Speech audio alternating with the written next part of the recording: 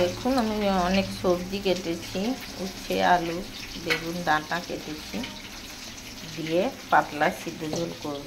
এই আমি টমেটো, পেঁয়াজ, লঙ্কা, আদা কুচি দিয়েছি, রসুন কুচি। মাছ আবার নুন হলুদ মাখিয়ে ভাজা হয়ে গেছে। এবারে আমি তরকারিটা তুলব, দেখাচ্ছি। এই দেখুন তেজপাতা নিয়েছি, সিদ্ধ ঝোলে তেজপাতা দিলে টেস্ট হয়। এটাতে দেখুন 5 ফোড়ন আর একটু জিরে দিয়েছি, দিয়ে আমি ফোড়ন দিয়ে দিচ্ছি। ফোড়ন দিয়ে দিলাম, এগুলো কেটে রেখেছিলাম, দেখিয়েছিলাম, দিয়ে দিলাম।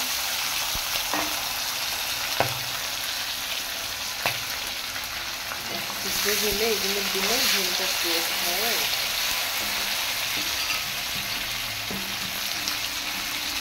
এবারে আমি একটা কথা বলা হয় না, যে পেঁয়াজ টমেটো এইগুলো ভালো করে ঘেঁটে তারপরে আনাজ দিই না কেন, এগুলোর একটা টেস্ট থাকে। এই জন্য এগুলো কাঁচা থাকতে থাকতে সবজি দিয়ে দিই, তাহলে সবজির টেস্ট আর ওই মশলার টেস্ট আর মাছের টেস্ট, সেটা অদ্ভুত টেস্ট হয় এক ধরনের। খেতে এত সুন্দর লাগে। আর পাতলা ঝোল রেখে দিই, তার জন্য ঝোল যত পাতলা করবে তত টেস্ট হয়।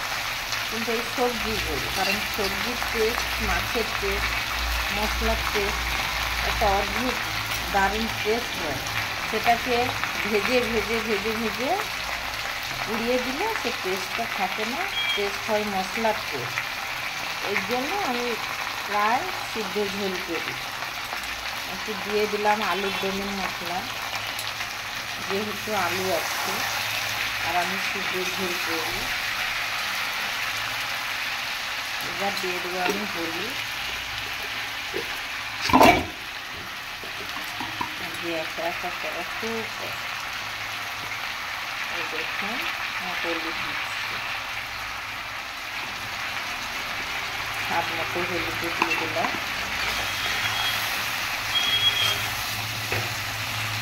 কড়াটা আমার অন্যরকম মেজুক দেখায়, সেটা বলবো।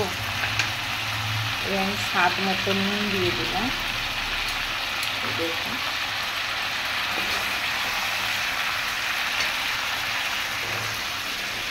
এবারে আমি জল দিচ্ছি 1 গ্লাস,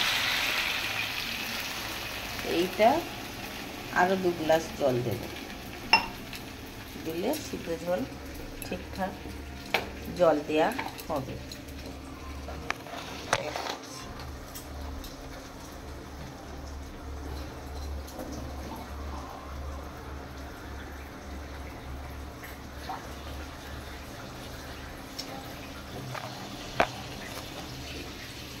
এই দেখুন 1 গ্লাস দিয়েছিলাম, 1 গ্লাস দিলাম, আরও 1 গ্লাস দিচ্ছি।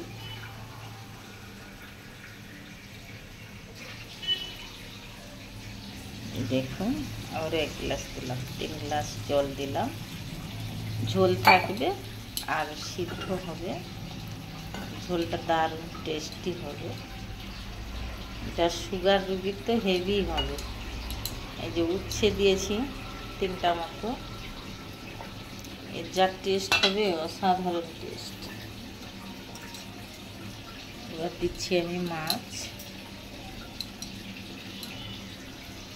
বেশি দিলাম না, 2 পিস দিয়ে দিলাম।